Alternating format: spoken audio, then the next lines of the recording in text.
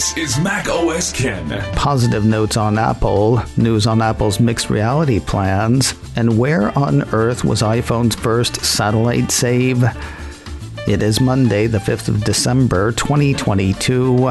I'm Ken Ray, and this is news from Mac OS Ken, brought to you by yours truly and sponsored by SimpliSafe. Get 50% off your new home security system by visiting simplysafe.com/macOSKen. This show is also supported by people like you, patrons through Patreon. Find out more and add your support at patreon.com/macOSKen. Two up notes from Evercore analyst Amit Daryanani to end the week last week. One was on iPhone 14 Pro availability, the other was on the App Store. Both were highlighted by Apple 3.0. On the phone, despite the plethora of production problems outlined here over the past several weeks, Apple and Foxconn are shrinking the gap between supply and demand in Daryanani's estimation. That said, it is still a pretty big gap. Back on the 23rd of November, wait stood at between 35 and 42 days. As of last week, they were down to between 25 and 29 days. There are a couple of caveats to his note, though.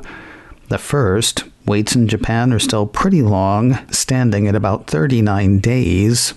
As for the second caveat, Daryanani entertains the possibility that it's shrinking demand, not growing supply, that's causing the two to draw closer together. Quoting the Analyst, although we note that demand has remained strong and demand destruction has been minimal, demand deferred versus lost, there is a possibility that the situation in China getting worse negatively impacts consumer demand. As for what's been lost or deferred, that's all over the map. Evercore thinks missed iPhone units for the quarter will be between 5 million and 8 million. Consensus is running closer to 10 million units according to the firm, with particularly bearish takes seeing 15 million units missed. All that could mean a bad quarter, though Daryanani thinks those sales will be made up. Or at the very least, buyers won't buy anything besides an iPhone. While Apple may take a revenue hit as high as $8 billion this quarter, the Analyst seems to think most of that will push out to the March and June quarters. Given the consistently strong demand for the iPhone 14 Pro and Pro Max, and the stickiness of the Apple ecosystem, writes the Analyst, we continue to view this as revenue deferred versus lost. How does Apple make sure something like this quarter never happens again? Diversify the supply chain.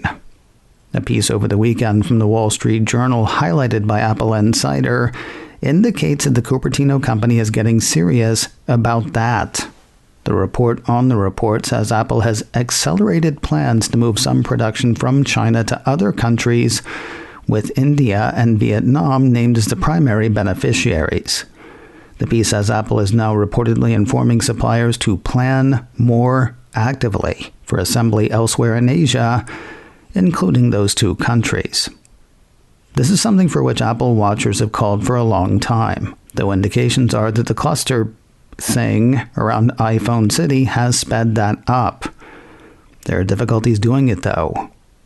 China knows how to roll out brand new products, like category-defining products. While India and Vietnam could be brought up to speed on that, that takes time. And now's not a great time for it. Given the current economic climate, with hiring slowdowns and a slowing global economy, journal sources say it is harder for Apple to allocate workers to deal with new product introduction with new suppliers in new countries. So yes, Apple is looking to diversify the supply chain, and yes, it's going to take time. As for Evercore's second up note, it's kind of positive. You know, like when people see something bad and say, could have been worse. Quoting Daryanani's other note, App Store revenue growth remained negative in November with a 4% decline, but this is the first month since April of 2022 when growth rates have moved in the right direction. The improvement is modest relative to the negative 6% decline in October, but it is encouraging to see things heading in the right direction. Could have been worse. That said, it doesn't sound like the App Store is seeing more business. Rather, the people doing business there are paying more to do it. Quoting his note again, the drivers of the improvement likely include a weaker dollar and the price increase pushed through by Apple starting in early October. The price increase impacted all countries using the euro, as well as South Korea and Japan, and these are some of the countries where we saw the largest improvement in growth rates. Korea was the most notable improvement, going from flat in October to plus 9% in November. If foreign exchange rates continue to improve, the App Store could be in for a truly good time. Darianani is not ready to put money on that, though. This is a positive data point, notes the note, but we remain cautious on the App Store and would not make a call on a single month's data. Darianani has an outperform rating on Apple shares. His price target on the shares is $190. Reports have Apple's mixed reality headset taking one step forward and one step back. On the advance, Bloomberg's Mark Gurman says Apple has renamed the device's operating system. The operating system was reportedly called Reality OS. The new name, according to secret insiders, is xrOS. According to the piece, the new software name is a nod to the headset's mixed reality capabilities. XR stands for Extended Reality, a term that encompasses both augmented and virtual reality. It's not just talk from insiders that has Gurman taking the xrOS talk seriously. Here, are we going to call it CrossOS? We're going to call it CrossOS, right? I don't like the potential religious confusion around that, but xrOS is a mouthful that doesn't really say a lot. Anyway, it's not just talk from insiders that has Gurman taking the xrOS talk seriously. According to the piece, a secretive shell corporation named Deep Dive LLC filed to trademark the brand xrOS in several countries internationally and is trying to secure the name in the U.S. Gurman says Apple plans to introduce the headset as early as next year, which makes it sound not like early next year. And now we get to the one step back. TF International analyst Ming-Chi Kuo took to Twitter on Sunday to say anticipate Apple's mixed reality headset, but don't start holding your breath yet. In one Twitter post, he says the market had expected mass shipments of Apple's headset in the second quarter of 2023. Now, another Twitter post says he thinks the whole thing may be pushed to the second half of 2023. And that may push hearing anything official from Apple to later. In another tweet in the thread, the analyst says a media event to announce the new device/platform had been expected in January. If the device is pushed out, he expects that event will be pushed out as well.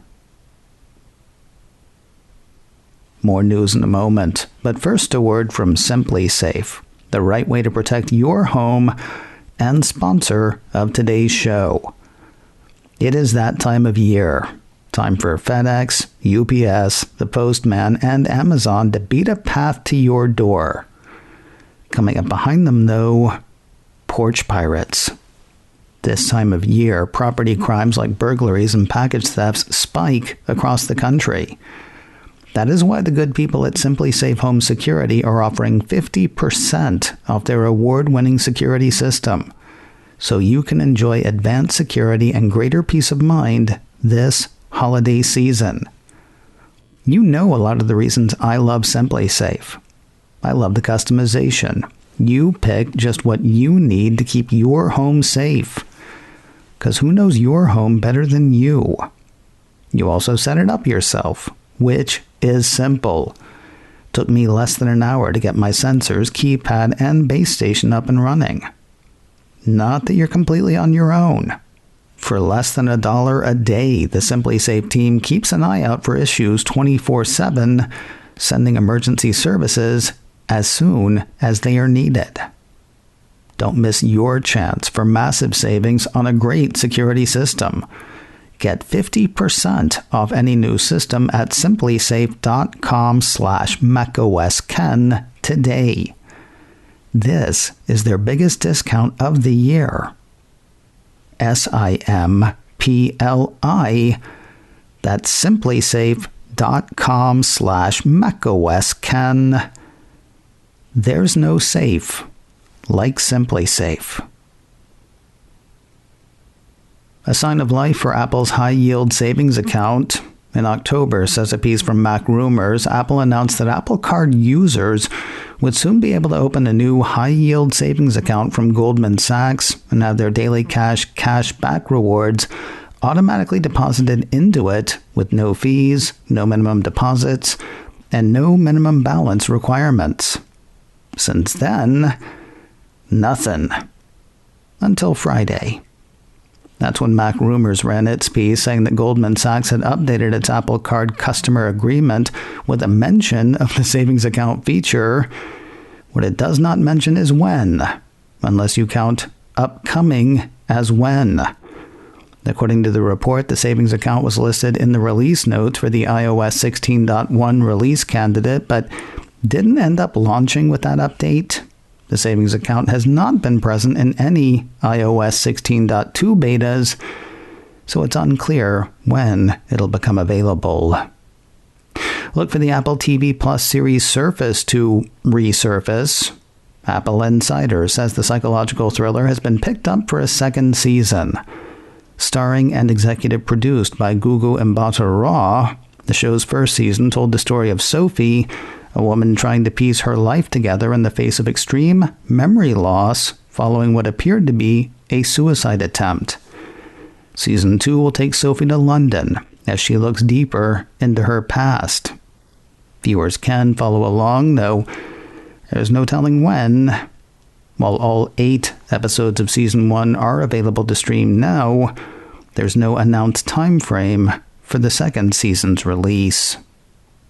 And finally today, if you follow Apple-related news, you kind of had to wonder where and when the first rescue story around emergency SOS via satellite would hit. Activated in the middle of November, it took a tiny bit longer than one might have expected, though not long in the grand scheme. A piece from 9to5Mac says a snowmobiler in Alaska was saved by the service in what is thought to be the first such save for emergency SOS via satellite. In a short report, the State of Alaska Department of Public Safety said, on the 1st of December at around 2 a.m., the Alaska State Troopers were notified that an adult male traveling via snow machine had activated an Apple iPhone emergency SOS via satellite on his iPhone after becoming stranded. Working with local search and rescue teams, the Apple Emergency Response Center, and the Northwest Arctic Borough Search and Rescue Coordinator, the authorities deployed 4 volunteer searchers to the area directly to the GPS coordinates provided by the Apple Emergency Response Center. A Mac Rumors report on the incident says troopers who helped with the rescue were impressed with the accuracy and completeness of information included in the initial alert. Plus, it was a rescue, not a recovery. I don't want to put words in the man's mouth, but you gotta figure the guy they went out and rescued was pretty impressed as well. Active now in the US and Canada, emergency SOS via satellite is set to go live in a few more countries before year's end. 9to5Mac says iPhone 14 users in France, Germany, Ireland, and the UK are expected to have access to the service later this month. Today on the Mac Observer's Daily Observations podcast, I told you about the Bloomberg and TF International takes on Apple's mixed reality headset. TMO managing editor Jeff Butts joins me to talk about that, plus the Sunbird messaging app, Eufy video storage, and Elon Musk are in for Mailbag Monday. That is all today on the Daily Observations podcast from the Mac Observer, online at macobserver.com or wherever you get podcasts. macOS Ken, brought to you by me and sponsored by SimpliSafe. Get 50% off your new home security system by visiting simplysafe.com/macOSKen today. This show is also supported by people like you, patrons through Patreon. Find out more and add your support at patreon.com/macOSKen. Advertising handled by Backbeat Media. Online at backbeatmedia.com. You can reach me a couple of ways. Info at macosken.com or call 716-780-4080. Until next time, that is news from macOS Ken. I'm Ken Ray.